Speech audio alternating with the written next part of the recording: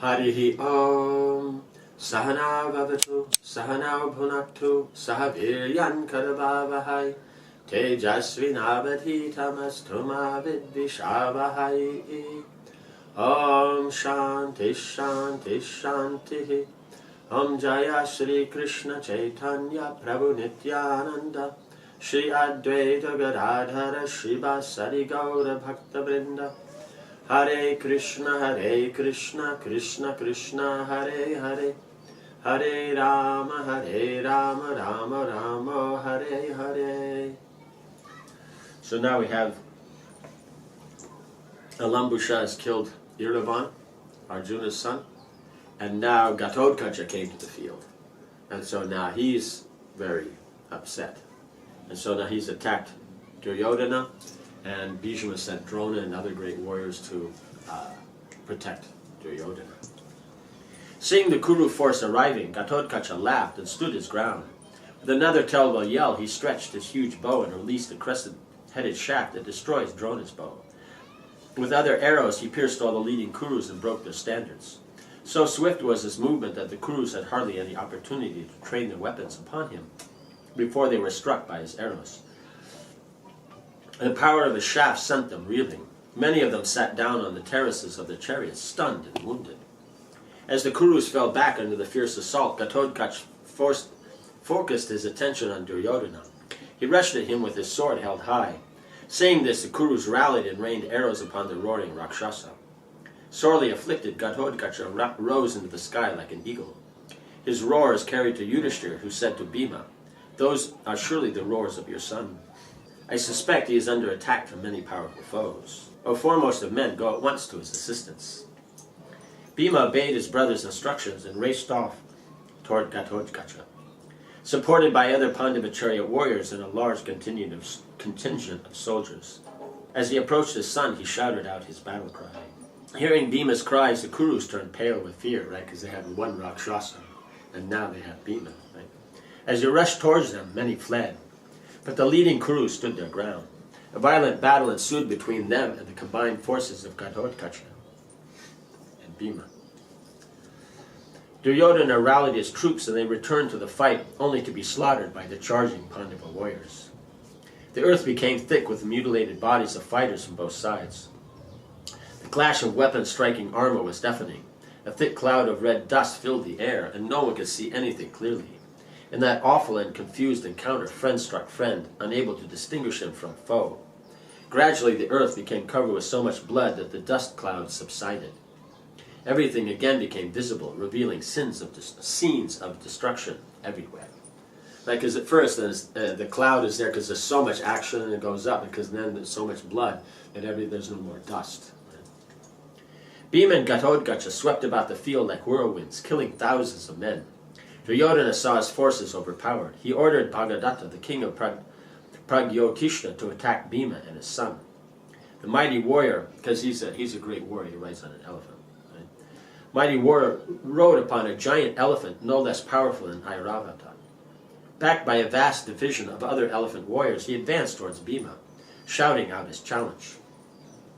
Seeing him approach like a moving mountain, the Pandava fighters surrounded him and assailed his elephant with numerous shafts that thudded into its side. Wounded by hundreds of arrows, the big beast resembled a hill decorated with seams of red chalk. It screamed in fury and rushed at his foes, trampling entire chariots and their horses. I mean, because that's the thing, the elephants, and they can trample. They do that. They can also spin. Then it really gets difficult. And so he's such a big elephant that he himself can trample a chariot. So that's big. Trampling entire chariots with their horses, charioteers, and warriors. Despite his wounds, the elephant could not be checked. The ruler of the Dasharhas, Kshatradeva, mounted upon another elephant, ran in fury at Bhagadatta. The two elephants collided, but Bhagadatta's mount did not waver. Kshatradeva's mount, however, stumbled backwards.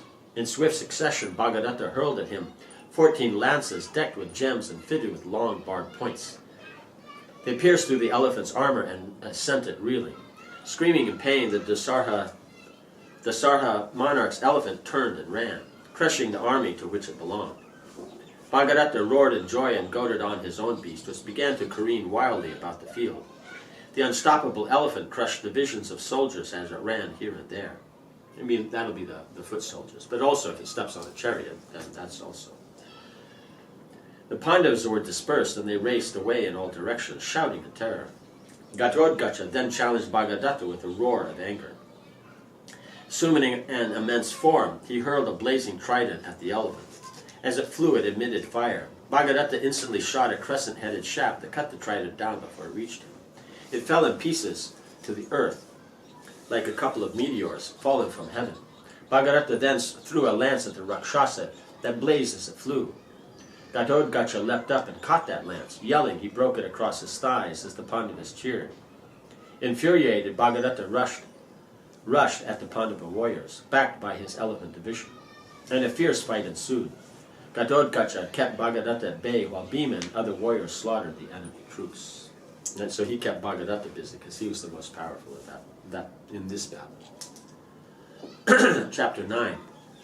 Bhishma's Vow. On the far south side of the battlefield, Arjuna fought the Samsaptakas headed by Shusharma. These warriors were dauntless and had vowed never to retreat. They kept the Pandava fully engaged and away from Bhishma and other leading Kurus. Arjuna fought fairly. He would not use his weapons he had received from the gods, even though the celestial missiles were capable of annihilating his human foe. Means one of his weapons could wipe out the whole army, right? But he doesn't.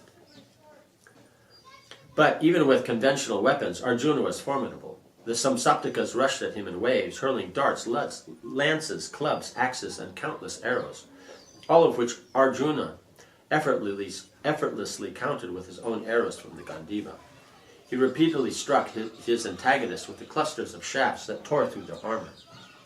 With every attack, thousands fell, but they kept coming at him. Late in the day, a messenger reached Arjuna and informed him of Iravan's death. He cried out and sat down on his chariot. Seeing him overpowered by grief, Krishna maneuvered the chariot away from the enemy. Arjuna buried his hand in his hands and wept. After a few minutes he said, "Alas, Lord, I am realizing how pious was Yudhishthira in seeking to avert this war by any means. Surely that great-minded soul saw clearly how this war would mean such a terrible destruction of men. Therefore he begged for only 5 small villages. But the mean-spirited Duryodhana refused.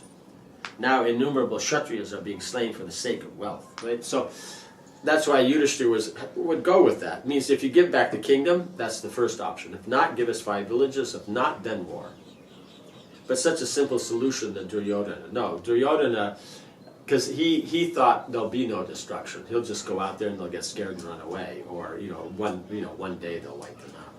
Seeing all these heroes lying prostrate on the earth, I can only reproach myself. Fie upon the duty of a Kshatriya. Fie upon the desire for kingdom or wealth. I cannot take any pleasure in this battle. Arjuna gazed with tearful eyes at the waiting Samsaptakas. There was now no question of abandoning the fight. It was clear that the war would end only when Duryodhana's forces were annihilated, and him alone with them. Right? Because even if he's not dead, he'll figure out some way to continue the fight. Arjuna's grief turned to anger as he thought of Duryodhana's obstinacy. Now Arjuna's own dear son had perished thanks to Duryodhana.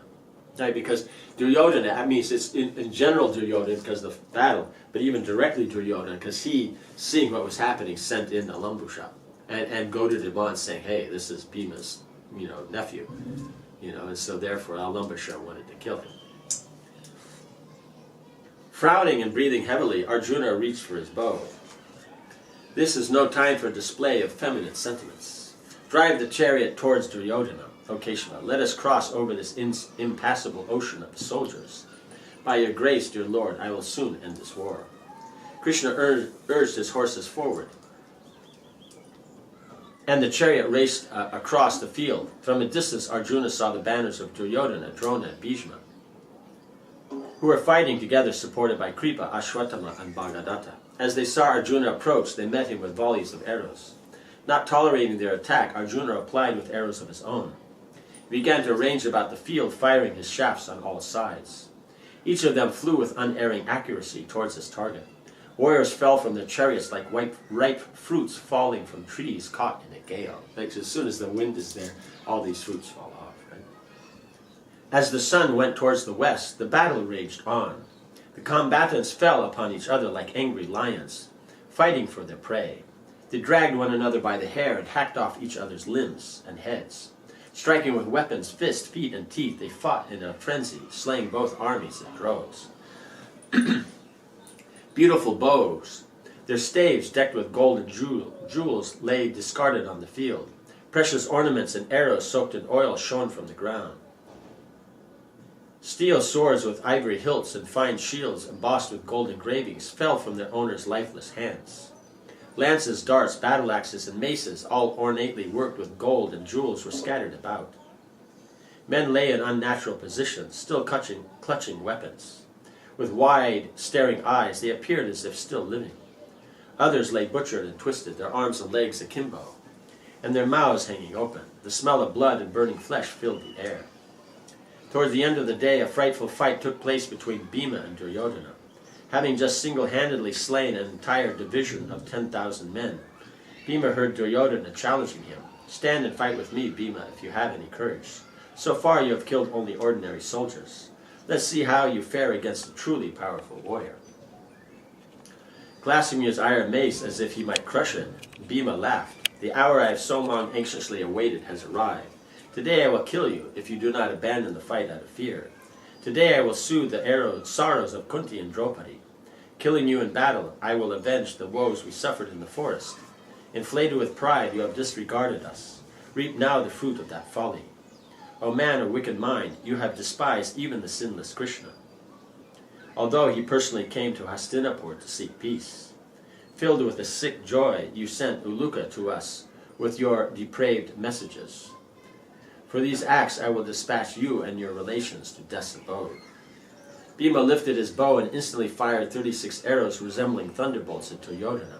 They killed Duryodhana's horses, knocked his charioteer to the ground, and broke his bow. Bhima swiftly followed the arrows with 2 more razor-headed shafts that cut down Duryodhana's standard and the white umbrella above his chariot. Kaurava's fine standard, emblazoned with a golden serpent and decked with gems, suddenly dropped to the ground, and Bhima roared in exultation. Duryodhana reached for another bow, but Bhima struck him with 10 more arrows. The Kaurava reeled about in his chariot. Without his horses, he could not maneuver away from Bhima's attack. Seeing his plight, Jayadratha advanced and attacked Bhima with a shower of arrows. At the same time, Kripa came up to Duryodhana and took him onto his own chariot. As Kripa carried away the almost unconscious Duryodhana, many other Kaurava fighters attacked Bhima, who was then joined by Abhimanyu. A ferocious battle ensued among those warriors. Once again the sun set on scenes of widespread destruction all over the battlefield. The 2 armies withdrew for the night, praising each other for their respective feats of prowess.